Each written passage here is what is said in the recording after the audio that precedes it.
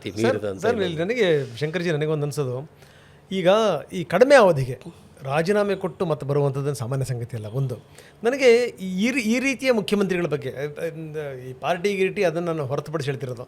ಈಗ ಚಂದ್ರಬಾಬು ನಾಯ್ಡು ವಿಚಾರಕ್ಕೆ ಸಂಬಂಧಪಟ್ಟಂಗೆ ನಾವು ಮಾತಾಡ್ಬೋದು. ಅಂದರೆ ಏನೇನೋ ಆಗ್ತವೆ, ಅವ್ರದ್ದು ಕುಟುಂಬದಲ್ಲಿ ಅಲ್ಲೋಲ ಆಯಿತು, ಅದಾದ್ಮೇಲೆ ಅವ್ರ ಕಡೆ ಬಂದರು ಒಂದಾಯಿತು. ಗುಜರಾತಲ್ಲಿ ಮೋದಿಯವರು ಬಂದಿದ್ದು ಈ ಕೊನೆಯ 1.5-2 ವರ್ಷ ಇದ್ದಂಥ ಸಂದರ್ಭ. ಈ ರೀತಿ ಕಡಿಮೆ ಅವಧಿನಲ್ಲಿ ಈ ಜನವನ್ನೇ ಗಳಿಸ್ತಾರೆ ಅಂತಂದರೆ ಬಹಳಷ್ಟು ಅಂಶಗಳ ಕಾರಣ ಆಗಿರ್ತವೆ. ನಾನು ರಾಮಕೃಷ್ಣ ಹೆಗಡೆ ವಿಚಾರಕ್ಕೆ ಸಂಬಂಧಪಟ್ಟಂಗೆ ಮಾತಾಡೋದಾದರೆ 83ರಲ್ಲಿ ಎಲ್ಲ ಪಾರ್ಟಿಗಳ ಬೆಂಬಲ ತಗೊಂಡು, ಅಂದರೆ ಕಾಂಗ್ರೆಸ್ಸನ್ನು ಬಿಟ್ಟು ಎಲ್ಲ ಪಾರ್ಟಿಗಳ ಬೆಂಬಲ ತಗೊಂಡು ಅವರು ಕೇವಲ 1.5 ವರ್ಷ 2 ವರ್ಷ ಅವರು ಅಧಿಕಾರ ಮಾಡಿ ತಕ್ಷಣಕ್ಕೆ ಮತ್ತೆ ಇಡೀ ಪಕ್ಷವನ್ನು ಅಧಿಕಾರಕ್ಕೆ ತರ್ತಾರೆ, ಅದು ಪೂರ್ಣ ಬಹುಮತದ ಜೊತೆಗೆ ಅಂತಂದರೆ ಹೇಗೆ ಸರ್ ಅದು ಅಂತ? ಅಷ್ಟೊತ್ತಿಗೆ ರಾಮಕೃಷ್ಣ ಹೆಗಡೆ ಅವರಿಗೆ ಅವರು ಒಳ್ಳೆ ನಾಯಕ ಅನ್ನೋದು ಇತ್ತು. ಅವರಿಗೆ ಒಳ್ಳೆ ಬುದ್ಧಿವಂತ, ಒಳ್ಳೆ ನಾಯಕ, ಒಳ್ಳೆ ರೀತಿಯ ಅಷ್ಟೊತ್ತಿಗೆ ಬಜೆಟು ಇದೆಲ್ಲ ಕೊಟ್ಟಿದ್ದರು. ವೀರೇಂದ್ರ ಪಾಟೀಲ್ ಸರ್ಕಾರದಲ್ಲಿ ಮತ್ತು ನಿಜಲಿಂಗಪ್ಪನ ಸರ್ಕಾರದಲ್ಲಿ ಎಲ್ಲ ಮಾಡಿ ಒಳ್ಳೆ ಆಡಳಿತಗಾರನ ಹೆಸರು ಬಂದಿತ್ತು. ಆದರೆ ಮಾಸ್ ಲೀಡರಾಗಿ ಎಮರ್ಜ್ ಆಗೋಕ್ಕೆ ಅವರು 83 ಮುಖ್ಯಮಂತ್ರಿ ಆದ್ರಲ್ಲ, ಆ ಸಂದರ್ಭದಲ್ಲಿ ಅವ್ರು ನಡ್ಕೊಂಡಂಥ ರೀತಿ, ಅವರು ನಡ್ಕೊಂಡಂಥ ರೀತಿ, ಅವರು ಈ ಕಾರ್ಯಕ್ರಮಗಳು ಕೊಟ್ಟಂಥ ಜನಗಳೊಟ್ಟಿಗೆ ಬೆರೀತಕ್ಕಂಥದ್ದು ಇರ್ಬೋದು, ಅವರ ಕಟ್ಟಸಿಸ್ ಇರ್ಬೋದು, ದಿವಸ ಬೆಳಗ್ಗೆ ಜನಗಳನ್ನ ನೋಡ್ತಕ್ಕಂಥ ಜನತಾ ದರ್ಶನದ ಕಾರ್ಯಕ್ರಮವನ್ನು ಮಾಡಿದ್ದಿರ್ಬೋದು, ಜನಗಳಿಗೆ ಬೇಕಾಗಿರ್ತಕ್ಕಂಥ ರೀತಿಯಲ್ಲಿ ಸ್ಪಂದಿಸ್ತಕ್ಕಂಥದ್ದು ಇರ್ಬೋದು, ಅವರ ಸರಳತೆ ಇರ್ಬೋದು. ಯಾಕೆಂದರೆ ಅವ್ರನ್ನ ಯಾರೊಟ್ಟಿಗೆ ಹೋಲಿಕೆ ಮಾಡಿದರು ಅಂದರೆ ಆರ್ ಗುಂಡೂರಾಯರೊಟ್ಟಿಗೆ ಹೋಲಿಕೆ ಮಾಡಿದರು. 80ರಿಂದ 83ರವರೆಗೆ ಆರ್ ಗುಂಡೂರಾಯರು ಅವರು ದಕ್ಷ ಆಡಳಿತಗಾರ, ಎರಡನೇ ಮಾತಿಲ್ಲ ಗುಂಡೂರಾಯರು. ಆದರೆ ಅವರು ಹೆಲಿಕಾಪ್ಟ್ರು ಮತ್ತೊಂದು, ಆಮೇಲೆ ಅವರಿಗೆ ಬೆಳ್ಳಿ ತುಲಾಭಾರ, ಬೆಳ್ಳಿ ಗದೆ ಸ್ವೀಕಾರ, ಇದರದ್ದೆಲ್ಲ ಭಾಳ ದೊಡ್ಡ ಪ್ರಚಾರ ಅವ್ರ ಮೇಲೆ ಇತ್ತಾಗ. ಈಗ ಹೆಲಿಕಾಪ್ಟ್ರು ಸ್ಪೆಷಲ್ ಫ್ಲೈಟ್ಗಳೆಲ್ಲ ಕಾಮನ್ನು, ಆದರೆ ಆ ಸಂದರ್ಭದಲ್ಲಿ ಅದೇ ಒಂದು ಭಾಳ ಜನ ಅಪೇಕ್ಷೆ ಪಡದೇ ಇದ್ದಂಥ ನಾಯಕರ ನಡವಳಿಕೆ ಆಗಿತ್ತು. ಆ ಸಂದರ್ಭದಲ್ಲಿ ಇವರು ಬೇರೆಯೇ ಭಿನ್ನ ನಡವಳಿಕೆ, ಹೆಗಡೆ ಒಬ್ಬ ವಿಭಿನ್ನ ನಾಯಕ ಅನ್ನೋದು ಜನಮಾನಸದಲ್ಲಿ ಬಂದುಬಿಡ್ತು. ಹಾಗಾಗಿ ಅವರ ಹಿಂದೆ ಜನ ಬರ್ತಾ ಇದ್ದ ರೀತಿ ನಾನು ಹೇಳಿದ್ನಲ್ಲ ನಿಮಗೆ, ಹಗಲು ರಾತ್ರಿ ಅಂದರೆ ಸಾವಿರಾರು ಜನ ಎಲ್ಲಿ ಹೋದರೂ ಕೂಡ ಸೇರೋರು. ಅವ್ರಿಗೆ ಉತ್ತರ ಕರ್ನಾಟಕ, ದಕ್ಷಿಣ ಪ್ಯಾನ್ ಕರ್ನಾಟಕ ಅಂತ ಹೇಳ್ತಾರಲ್ಲ, ಈಗ ಪ್ಯಾನ್ ಇಂಡಿಯಾ ಅಂತೆಲ್ಲ ಭಾಳ ಸುದ್ದಿ ಇರ್ತಾವಲ್ಲ, ಪ್ಯಾನ್ ಕರ್ನಾಟಕ ನಾಯಕ ಅಂದರೆ ಆಗ ಎಮರ್ಜ್ ಆದವರೇ ರಾಮಕೃಷ್ಣ ಹೆಗಡೆ ಅವರು. ಎಷ್ಟರ ಮಟ್ಟಿಗೆ ಅಂದರೆ ಅವ್ರಿಗೆ ಉತ್ತರ ಕರ್ನಾಟಕದಲ್ಲಿ ಯಾವ ಲಿಂಗಾಯತ ನಾಯಕನಿಗೂ ಇಲ್ಲದೆ ಇದ್ದಂಥ ಜನ ಬೆಂಬಲ ರಾಮಕೃಷ್ಣ ಹೆಗಡೆ ಅವರಿಗೆ ಆ ಸಂದರ್ಭದಲ್ಲಿ ಇತ್ತು.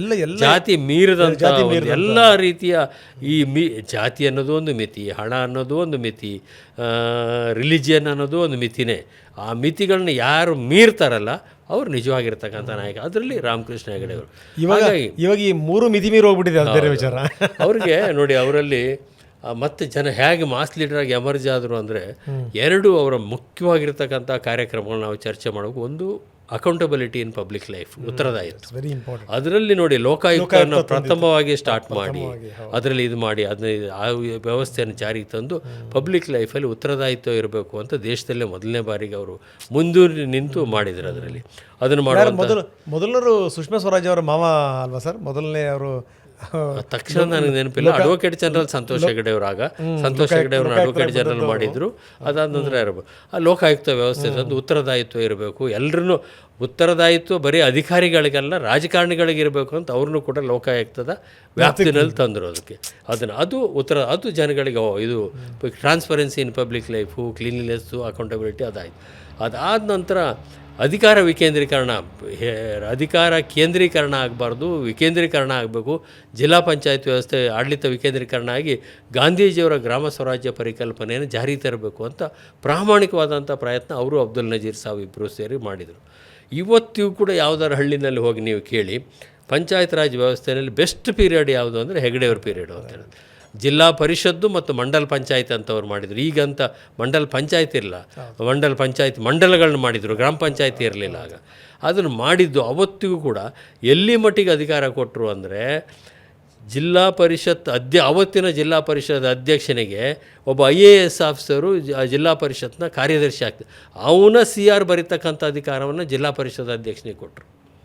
ಅವನ ಕಾನ್ಫಿಡೆನ್ಷಿಯಲ್ ರಿಪೋರ್ಟ್ ಬರೆಯೋಂಥ ಅಧಿಕಾರನ ಜಿಲ್ಲಾ ಪರಿಷತ್ ಅಧ್ಯಕ್ಷನಿಗೆ ಕೊಟ್ಟು ಅವನಿಗೆ ಅಷ್ಟು ಪವರ್ಫುಲ್ ಮಾಡಿ ಅವತ್ತು ಜಿಲ್ಲಾ ಪರಿಷತ್ ಅಧ್ಯಕ್ಷರಾಗಿದ್ದ ಇದನ್ನೇ ರಾಜೀವ್ ಗಾಂಧಿಯವರು ರಾಷ್ಟ್ರಮಟ್ಟದಲ್ಲಿ ಆಮೇಲೆ ಫಾಲೋ ಮಾಡಿ 73 ಮತ್ತು 74ನೇ ತಿದ್ದುಪಡಿ ಆಮೇಲೆ ಅವರು ತರಲಿಕ್ಕೆ ಕಾರಣ ಆಯಿತು. ರಾಜೀವ್ ಗಾಂಧಿಯವರು ಅದನ್ನು ಪಿಕಪ್ ಮಾಡಿದರು, ಒಳ್ಳೆಯ ಉದ್ದೇಶದಿಂದಲೇ ಮಾಡಿದರು ಅವರು ಕೂಡ. ಆಮೇಲೆ ಅವರು ರಾಮಕೃಷ್ಣ ಹೆಗಡೆ ಅವರ ಈ ವ್ಯವಸ್ಥೆಯನ್ನು ಖಂಡಿತವಾಗಿ ಮೆಚ್ಚಿ 3 ಟೈರ್ ಸಿಸ್ಟಮ್ನ ಅವ್ರು ತಂದರು. ಗ್ರಾಮ ಪಂಚಾಯತಿ, ತಾಲೂಕು ಪಂಚಾಯತ್, ಜಿಲ್ಲಾ ಪಂಚಾಯತ್. ಅದು ಎರಡನೇದವರು ಮುಖ್ಯವಾಗಿ ಮಾಡಿರ್ತಕ್ಕಂಥ. ಇನ್ನೊಂದು ನೀವು ಹೇಳಿದಂಗೆ ರಾಜೀನಾಮೆಗಳಿದಾವಲ್ಲ, ಅವ್ರ ಮೇಲೆ ಬಾಟ್ಲಿಂಗ್ ಹಗರಣದಲ್ಲಿ ಆರೋಪ ಬಂದಂಥ ಸಂದರ್ಭದಲ್ಲಿ ರಾಜೀನಾಮೆ ಕೊಡ್ತಾರೆ. ಪಕ್ಷ ಪರ್ಫಾರ್ಮ್ ಮಾಡಲಿಲ್ಲ ಅಂತ ರಾಜೀನಾಮೆ. ಅದಾದ ನಂತರ ಇನ್ನೊಂದೇನೋ ರೇವಜು ಇದು ಫೋನ್ ಟ್ಯಾಪಿಂಗ್ ಆಯಿತು ಅನ್ನೋ ಕಾರಣಕ್ಕೋಸ್ಕರ ಮತ್ತೆ ರಾಜೀನಾಮೆ ಕೊಟ್ಟು ವಾಪಸ್ ತಗೊಳ್ಳೋದಿಲ್ಲ, ಆಮೇಲೆ ಇದು ಮಾಡ್ತಾರೆ. ಮತ್ತು ರಾಜಕಾರಣ ಬೇರೆ ಬೇರೆ 4 ಬಾರಿ ರಾಜೀನಾಮೆ ಕೊಟ್ಟರು ಅಂತ ಅನ್ಸುತ್ತೆ. ಅವ್ರು ಮುಂಚೆನೇ ನಿಜಲಿಂಗಪ್ಪನವ್ರ ಸರ್ಕಾರದಲ್ಲಿ ಇದ್ದಂಥ ಸಂದರ್ಭದಲ್ಲಿ 62ರಲ್ಲೋ 67ರಲ್ಲೋ ಒಂದು ಸಂದರ್ಭದಲ್ಲಿ ಆಗಲೇ ಒಂದು ಸರ್ತಿ ರಾಜೀನಾಮೆ ಕೊಡ್ತಾರೆ ಅವರು. ಆಮೇಲೆ ಒಂದು ಸಂದರ್ಭದಲ್ಲಿ ನನಗೆ ಮರ್ತೋಗಿದೆ, ಒಂದು ಸಂದರ್ಭದಲ್ಲಿ ಕಾರ್ಯಕರ್ತರನ್ನೇ ನಾಯಕರುಗಳಿಲ್ಲ, ನೀವು ಹಿಂಗೆಲ್ಲ ರಾಜೀನಾಮೆ ಕೊಡಬಾರ್ದು ಅಂತ ಹೇಳ್ಬಿಟ್ಟು ವಾಪಸ್ ತಗೊಂಡಿದ್ದು ಇದೆ ಒಂದು ಸರಿ. ಇದ್ರ ಪ್ರಕರಣ, ಬಾಟ್ಲಿಂಗ್ ಪ್ರಕರಣದಲ್ಲಿ ಅವರು ವಾಪಸ್ ತಗೊಳ್ತಾರೆ. ಭಾಳ ಶಾಸಕರು ಕಾರ್ಯಕರ್ತರು ಎಲ್ಲ ಮಾಡಿ ಪಕ್ಷದ ಅವರಿಗೆ ನಿರ್ದೇಶನ ಕೊಡ್ತದೆ, ಇದು ಸಂದರ್ಭ ಅಲ್ಲ, ನಿಮ್ಮ ಮೇಲೆ ನೇರವಾದಂಥ ಯಾವುದೇ ಆರೋಪಗಳಿಲ್ಲ, ನೀವೇನು ಸ್ವಜನ ಪಕ್ಷಪಾತ ಮಾಡಿ.